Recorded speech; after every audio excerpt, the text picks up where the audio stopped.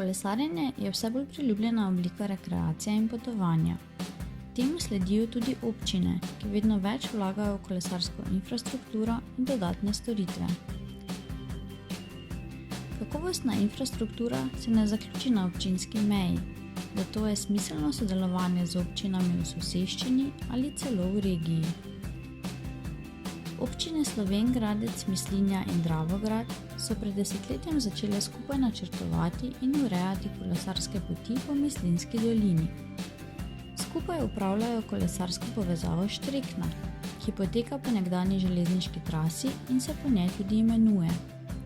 Izjemen odziv na Štrekno je dal občinam zagon za nadaljnje projekte, s katerimi želijo še razširiti kolesarjenje v mestnem in podeželskem okolju.